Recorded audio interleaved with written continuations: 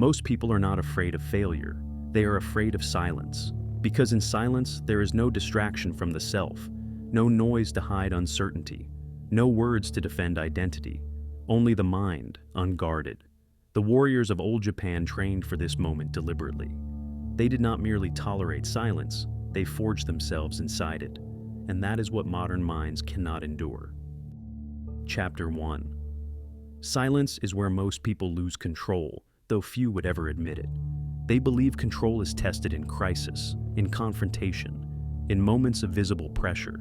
But the deeper test comes when nothing is happening, when there is no task, no voice, no demand from the world.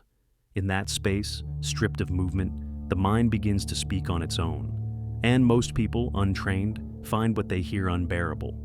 Ren did not think of himself as someone who feared silence. He lived what would be considered a disciplined life.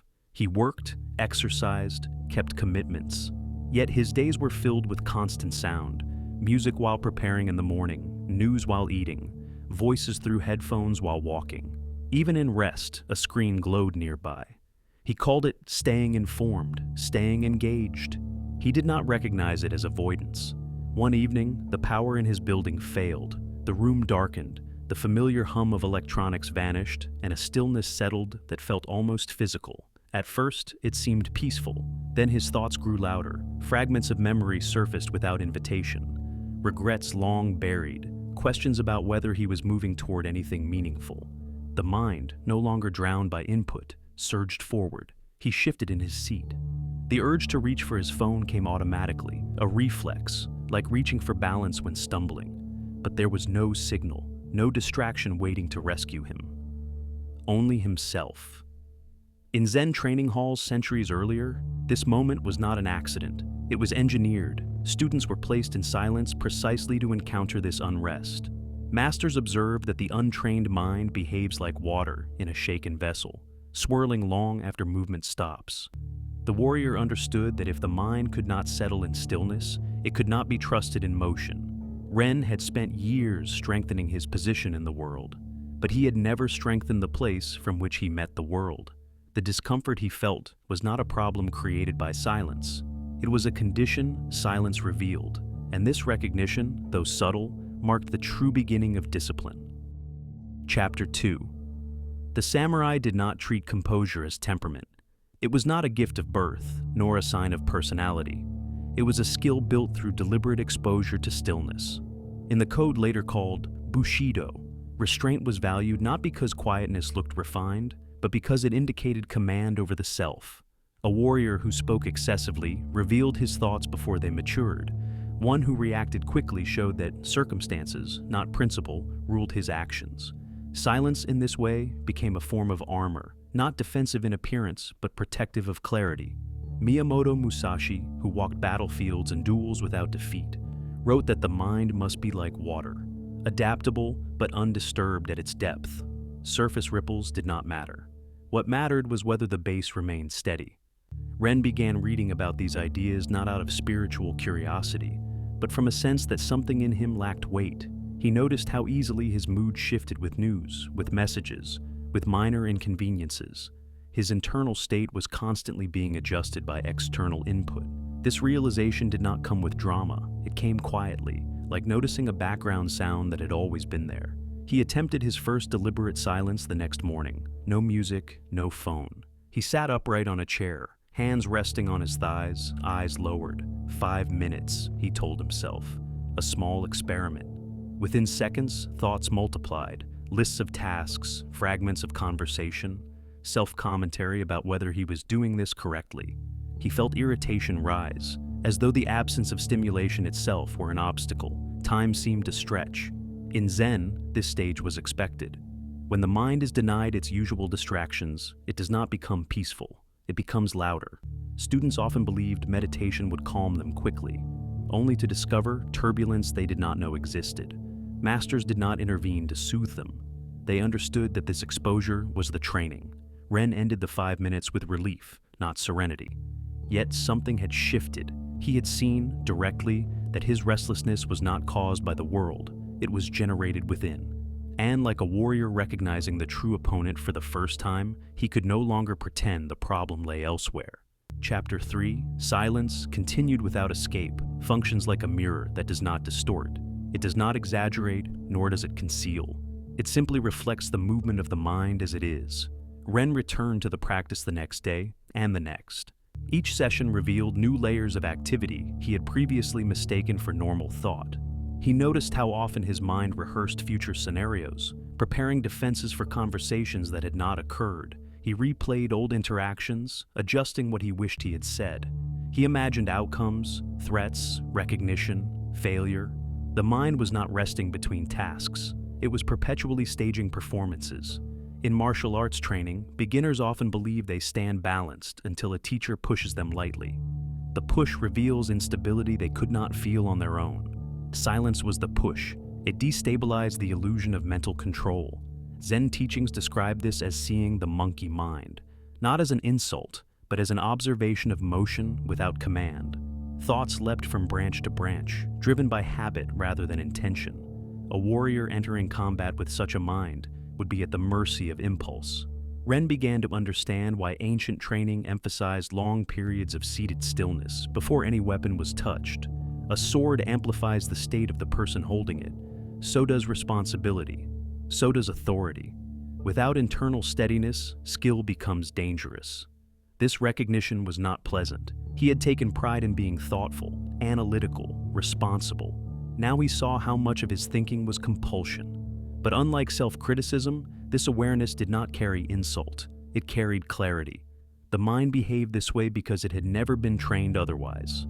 He extended his practice to 10 minutes. The discomfort remained, but a subtle change occurred. He could observe thoughts without following each one. Not always, not for long, but occasionally. In those brief moments, there was space, not empty, but open. And in that openness, the possibility of discipline appeared, not as force, but as direction. Chapter 4. The second week brought resistance, not from outside, but from within. Ren noticed a growing voice that questioned the value of the practice. It argued that time could be used more productively, that sitting still solved nothing tangible. The mind, accustomed to constant engagement, began defending its habits. This stage was familiar in traditional training. Musashi wrote that the path of strategy must be walked until it becomes natural, but in the beginning, it feels contrary to instinct. Discipline often appears unnecessary to the untrained mind, precisely because distraction feels comfortable. Ren also began noticing how deeply he negotiated with discomfort in daily life. When work became difficult, he shifted to easier tasks. When conversations grew tense, he redirected them or withdrew. When uncertainty arose, he sought quick reassurance from information or others' opinions. These were subtle movements, rarely examined, yet they shaped his character more than any declared value. Silence removed these escape routes. Sitting still, he could not change tasks, check messages, or resolve uncertainty through action. He had to remain with whatever surfaced. Sometimes it was boredom, a dull heaviness that made time feel thick. Sometimes it was anxiety without clear object, a background hum of unease. Bushido emphasized gammon, enduring what seems unbearable with dignity. This did not mean suppressing feeling or pretending strength. It meant remaining steady without fleeing. The endurance itself forged capacity. Ren did not feel dignified. He felt restless, sometimes irritated, occasionally doubtful. But he maintained the structure. 10 minutes each morning, no exception. Not because he felt inspired, but because he had decided. The samurai did not rely on emotion to guide discipline. Emotion was changeable. Structure was stable. By continuing without dramatic expectation, Ren began learning a lesson older than any technique. Consistency shapes the mind more reliably than intensity. Chapter 5.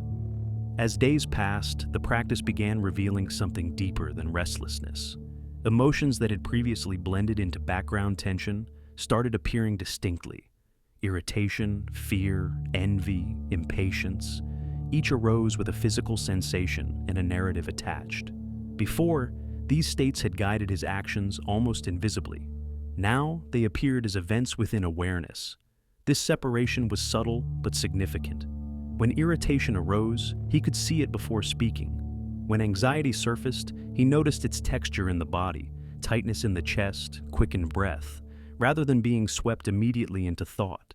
Zen masters often described emotions as weather passing through the sky of the mind. Without awareness, one believes the storm is the sky itself. With awareness, the storm is still felt, but not mistaken for identity. Ren began applying this outside formal practice. In conversations, he paused for a breath before responding. Not long enough to appear unusual, just enough to observe his state. Sometimes he still reacted. Sometimes he chose differently. The gap between impulse and action widened. The samurai trained for this capacity because battle did not allow time for reflection. Calm perception had to be immediate. Anger narrowed vision. Fear distorted timing. A clear mind responded appropriately without excess. Ren saw how often his previous reactions had multiplied difficulty. A small frustration grew into argument. A minor delay became disproportionate stress. By observing emotion before acting, he reduced unnecessary escalation. Silence, he realized, was not making him passive. It was revealing leverage points within himself. Each moment of awareness offered a choice, not always used well, not always successfully, but present. This discovery did not feel triumphant. It felt sobering. He saw how much of his life had been driven by unexamined currents. But alongside this came a quiet confidence. What is seen can be trained, and training, unlike mood, is reliable. Chapter 6. Encouraged by these shifts, Ren experimented with another form of discipline, speaking less. He did not withdraw from others, nor did he adopt an artificial quietness. Instead, he began removing unnecessary commentary, complaints spoken from habit, explanations given to justify himself, opinions offered to fill space. He noticed how often speech functioned as self-soothing. When silence appeared in conversation, he felt an urge to fill it, as though emptiness between words were dangerous. Allowing pauses felt exposed at first, like standing without armor, yet he remained still. Gradually, he observed more than he spoke. He heard hesitation in others' voices, tension behind certain phrases, unspoken concerns beneath surface statements. When he did speak, his words carried more weight, not because they were clever, but because they were considered. In Bushido, restraint signaled control. A warrior who could not restrain words could not restrain action. Speech was treated as an extension of character, each word either clarified or clouded. Ren also discovered how silence affected conflict. When someone spoke sharply, his previous habit would have been to respond immediately, matching intensity. Now he paused, not to strategize, but to remain steady. Often the other person softened without him doing anything. Silence did not always resolve tension, but it prevented escalation born of reflex. It created space where understanding could enter. This shift altered how others perceived him, not dramatically, but subtly. Colleagues listened more attentively when he spoke. Conversations with friends felt less hurried. The absence of constant verbal movement introduced a new quality: gravity. He began to understand that silence is not emptiness, it is containment. Like a vessel that does not leak, it allows energy, attention, and intention to gather rather than scatter. And in that containment, strength accumulates quietly. Chapter 7. As external behavior changed, deeper questions surfaced. Without constant distraction, Ren encountered moments where the structure of his life appeared from a distance. His routines, goals, and habits could be observed rather than assumed.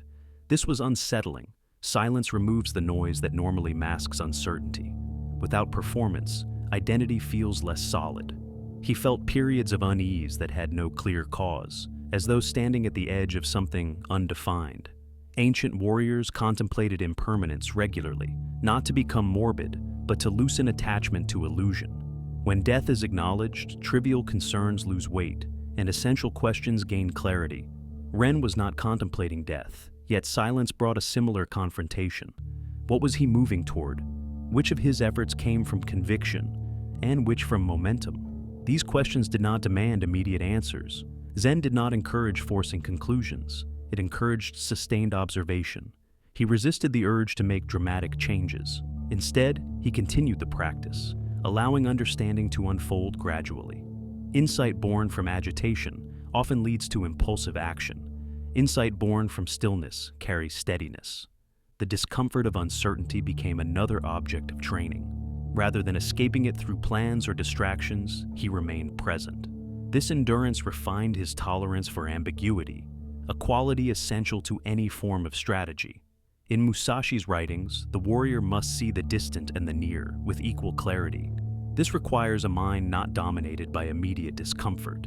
Silence was widening Ren's perspective, allowing him to see patterns in his life that had been obscured by constant motion. He was not yet changing direction. He was learning to see the terrain.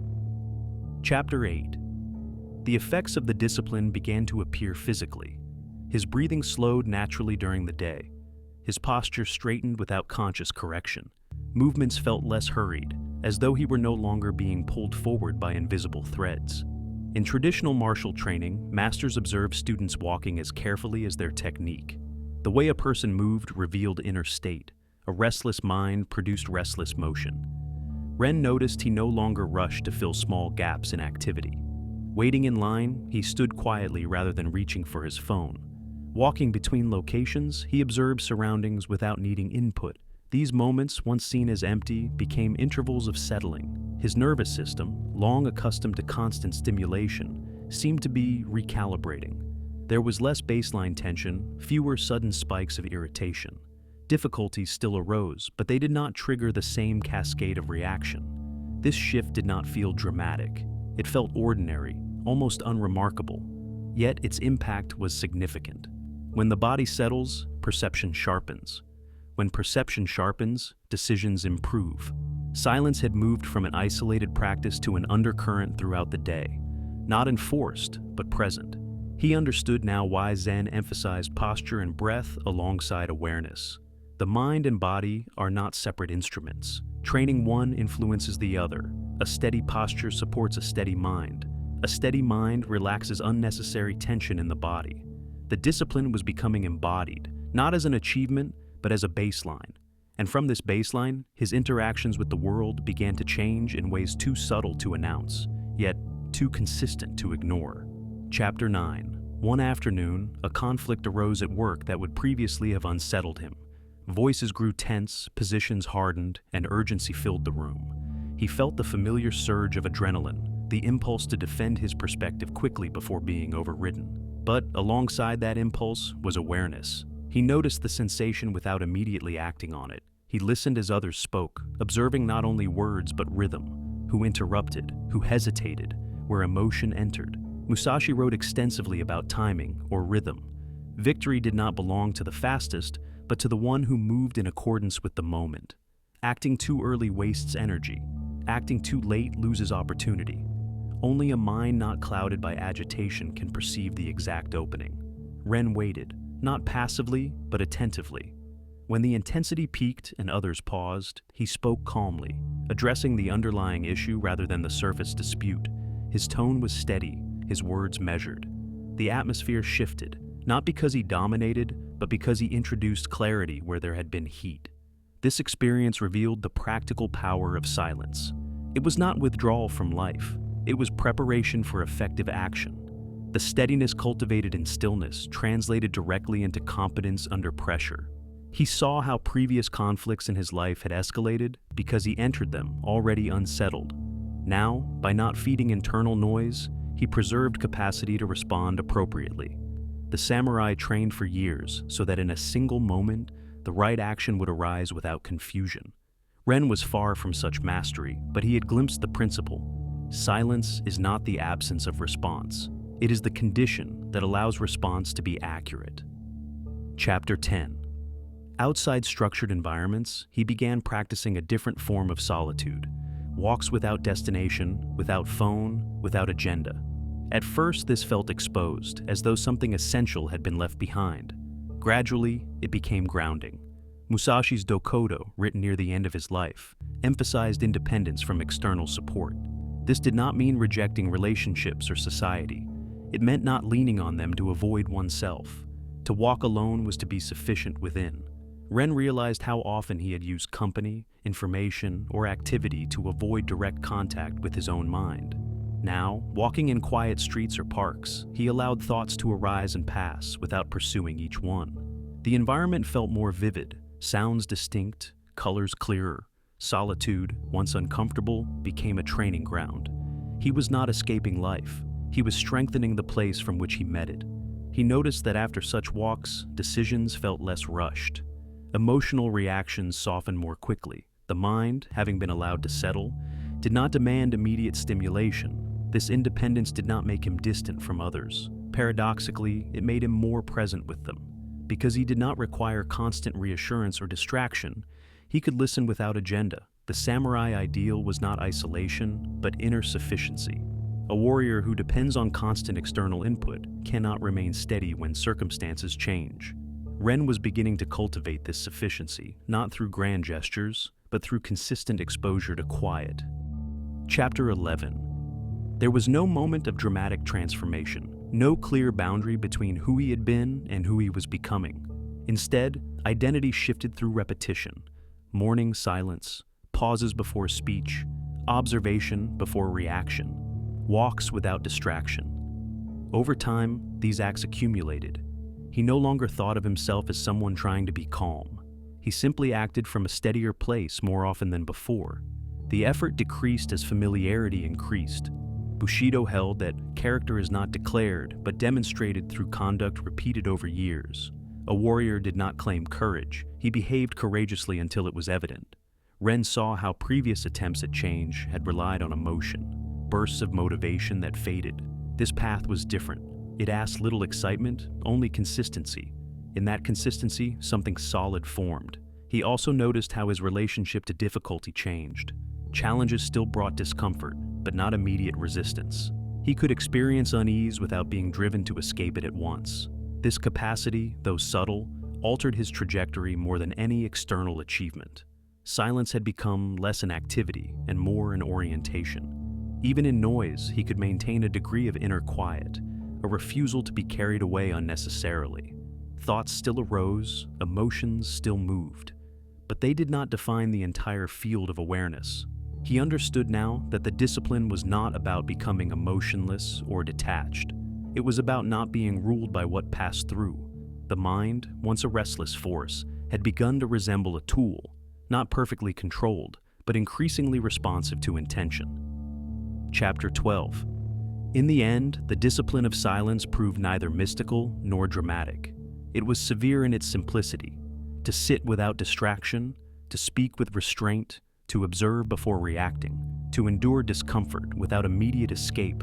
These acts, small and unremarkable in isolation, reshaped the foundation of his mind. The warriors of old Japan trained this way not for tranquility alone, but for reliability. In chaos, an untrained mind fractures. A trained mind remains usable. Silence was the forge in which this reliability was built. Ren still faced uncertainty, pressure, and change. Silence did not remove difficulty from his life. It removed unnecessary struggle against what was already present. In that reduction, energy became available for appropriate action. He saw now why modern minds fear silence. It reveals dependency on noise, exposes unexamined emotion, and removes excuses. Yet it also offers something rare, a stable ground from which to meet the world. The path required no special belief, only willingness to remain when instinct says to flee, to sit, to breathe, to allow the mind to settle through repeated exposure. From this, a quiet strength emerged, not visible, not announced, but steady. A mind that does not tremble in stillness does not tremble easily in motion. And in that steadiness, the world, with all its movement, can be met directly, without the need to run.